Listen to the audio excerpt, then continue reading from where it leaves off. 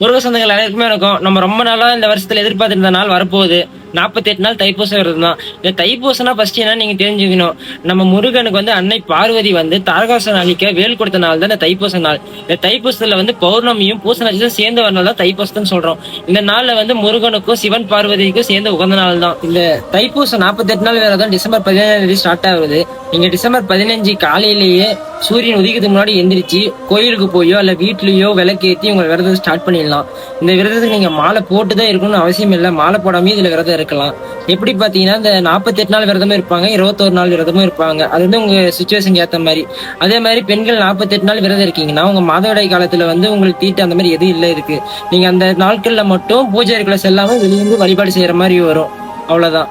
மற்றபடி பாத்தீங்கன்னா நீங்க சுத்தமா இந்த 48 நாள் நான்வெஜ் தவிர்த்துக்கோங்க, ரொம்ப நல்லது.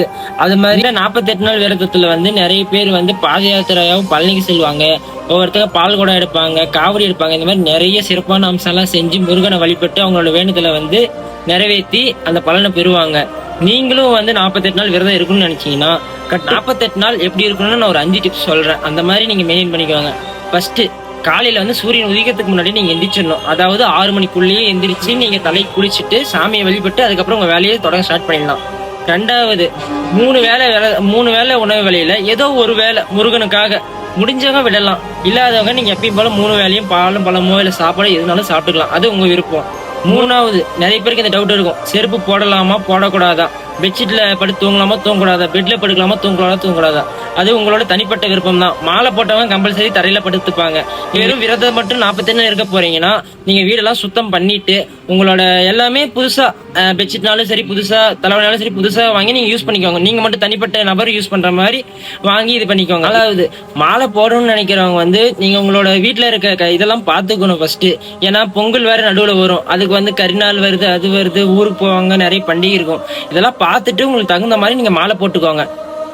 முக்கியமானது ஒண்ணு, இந்த 48 நாளும் ஒவ்வொருத்தவங்க ஒவ்வொரு மாதிரி சொல்லியிருப்பாங்க. இந்த மாதிரி திருப்புகள் படிக்கணும், கந்தபுராணம் படிக்கணும், இல்ல கந்த சஷ்டி விரதம் படிக்கணும், இதெல்லாம் சொல்லியிருப்பாங்க.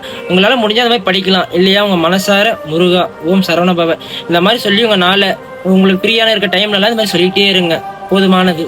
இல்ல என்னால 48 நாள் விரதம் இருக்க முடியாது, எனக்கு இருக்கணும் ஆசையா இருக்கு, எத்தனை நாள் இருக்கலாம் அப்படின்னு தோணும் உங்களுக்கு.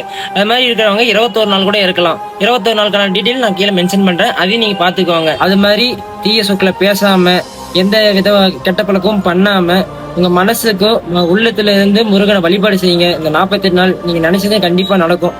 ஒன்னு இழந்தாதான் ஒண்ணு கிடைக்கும். அனைவருக்குமே முருகன் சொன்னதுக்கு வாழ்த்துக்கள்.